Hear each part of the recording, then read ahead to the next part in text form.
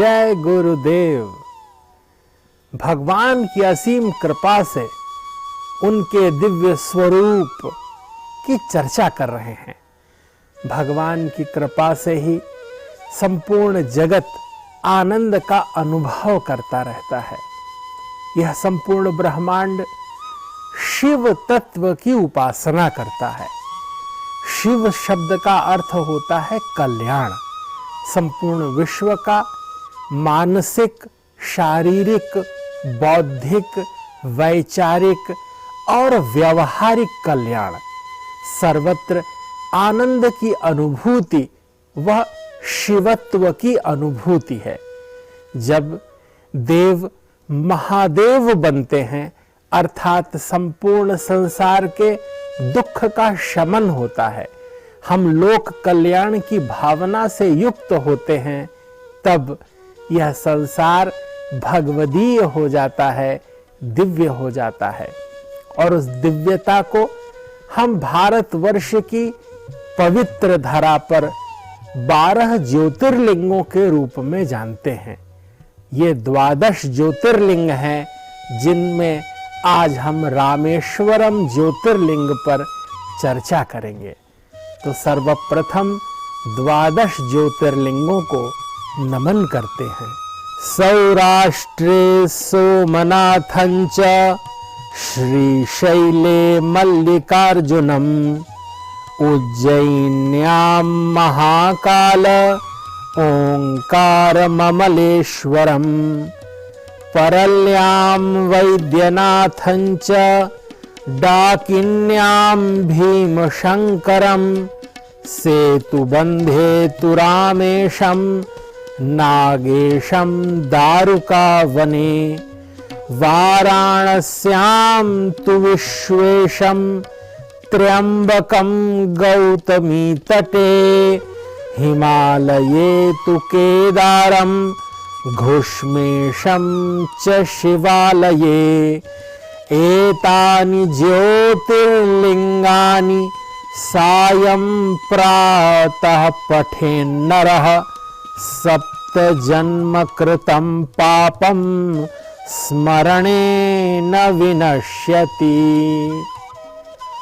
भगवान शिव शंकर की असीम कृपा से इनका नाम लेने मात्र से हम बाह्याभ्यंतर शुद्धि को प्राप्त होते हैं।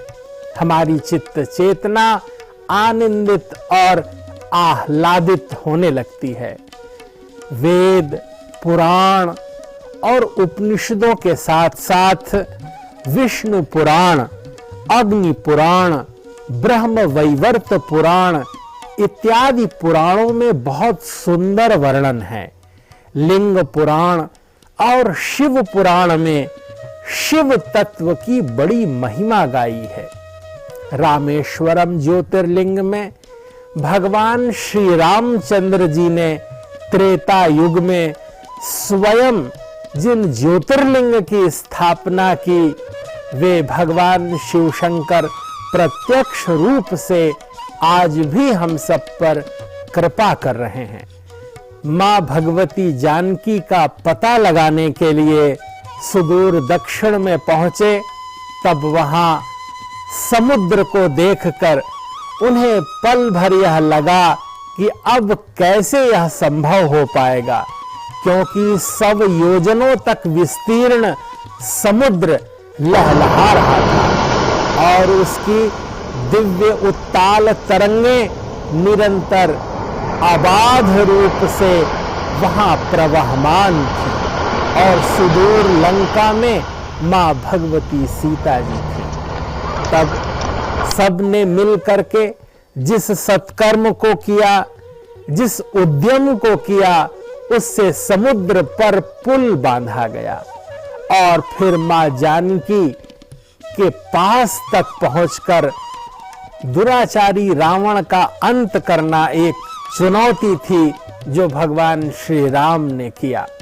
वाल्मीकि रामायण में यहाँ का सुंदर चित्रांकन करते हुए महर्षि वाल्मीकि जी कहते हैं, नलश्चर के महासेतुम मध्ये नदन दीपतेह स तदा क्रियते सेतुर्वानरैर्घोर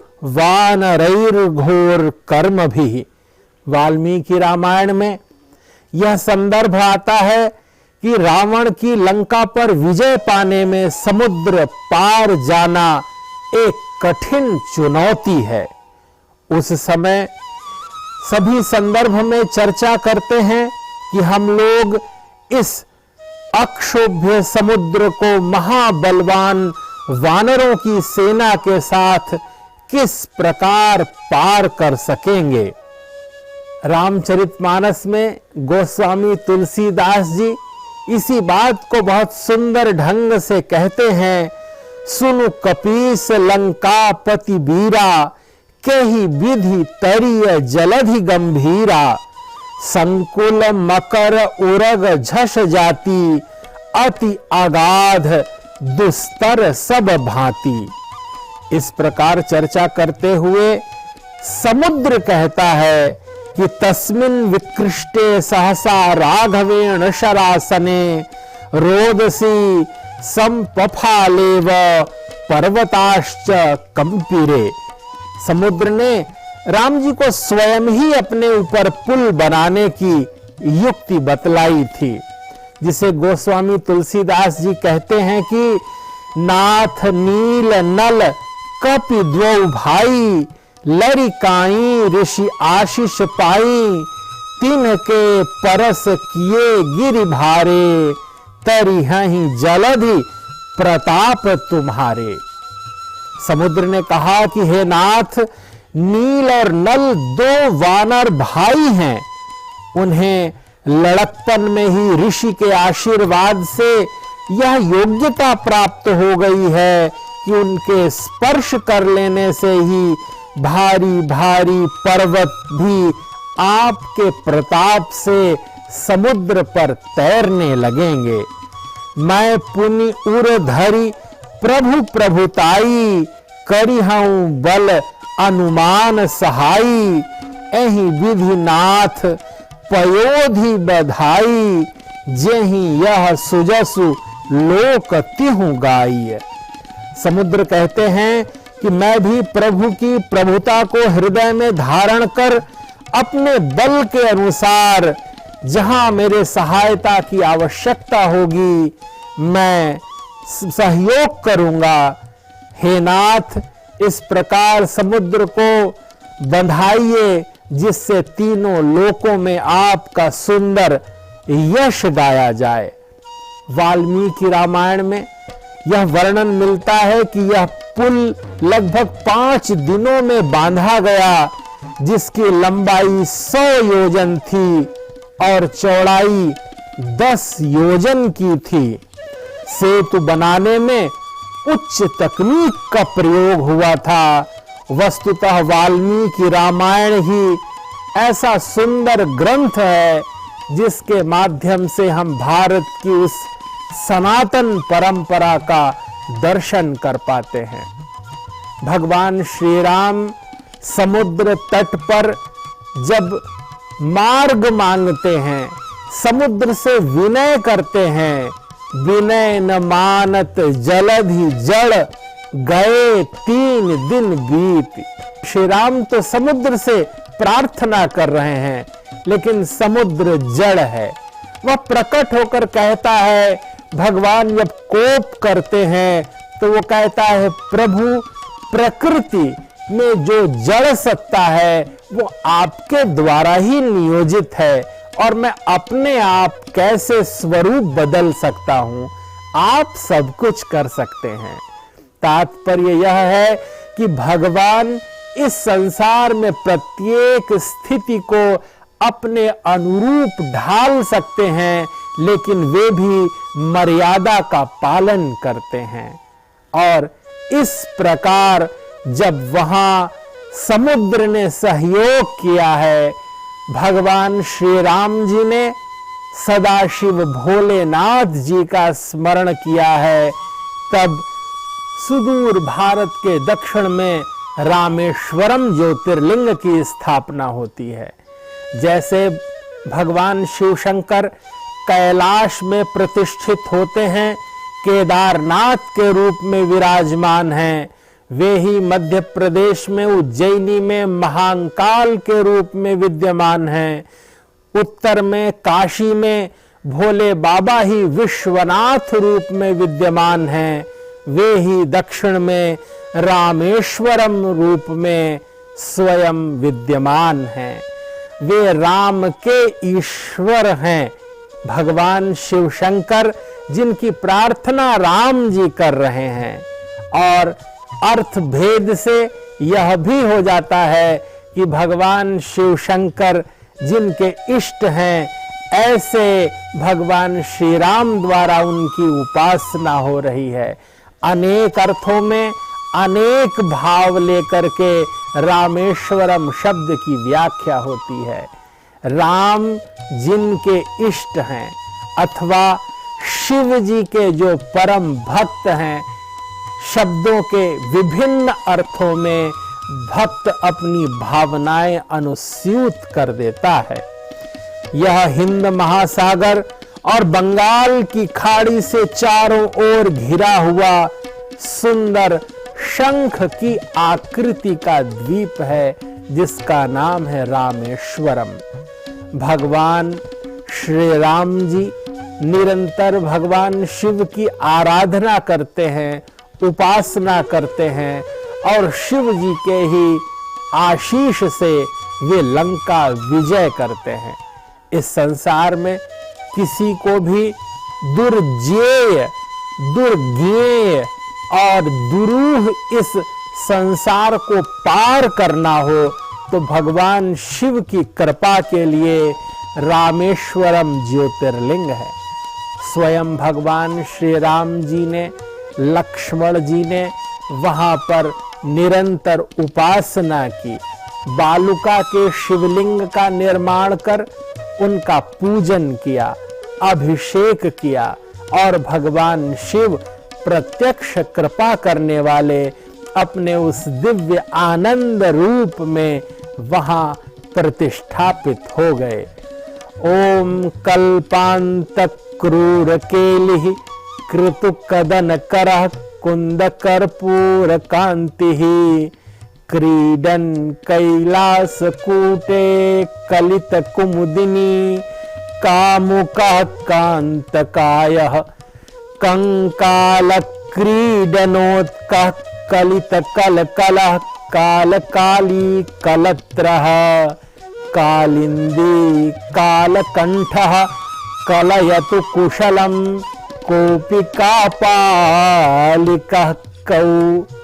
भगवान शिव शंकर कापालिक हैं, कृपा करने वाले हैं, करुणा निधान हैं और अत्यंत शीघ्र प्रसन्न हो जाने वाले हैं। रामेश्वरम में भगवान श्री राम द्वारा वे निरंतर पूजित और सेवित हैं। आजकल वहां जाना अत्यंत सुखद है। रेल मार्ग से वहां पहुंचते हुए समुद्र की उत्ताल तरंगों का दिव्य आनंद लिया जा सकता है। वहां पर अत्यंत सुंदर मंदिर का निर्माण है, जिसमें अनेक कूप हैं। वे 27 नक्षत्रों के 27 कूप, जिनका स्नान करके हम स्वयं को परिशुद्ध मानते हैं, निरंतर जल स्रोत से संपूरित हैं।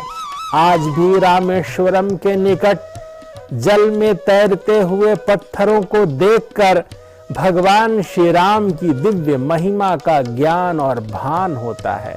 वहां का प्रत्येक स्थान रमणीय है। रामेश्वरम के उत्तर में लगभग 1.5 मील उत्तर पश्चिम की ओर गंधमादन पर्वत है। वह पर्वत वही पर्वत है जिस पर पैर रख करके हनुमान जी लंका की ओर उड़े थे और जेहि गिरि चरण देई हनुमंता चलिए सो गा पाताल तुरंता।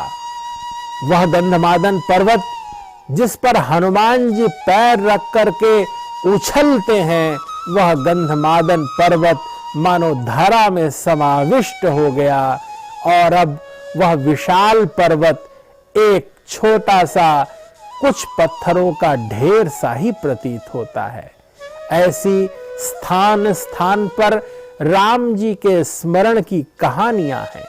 प्यास लगने पर अपने धनुष के एक कोने से उन्होंने मीठा जल उत्पन्न कर दिया था, वही धनुष कोटि के नाम से ख्यात हो रहा है।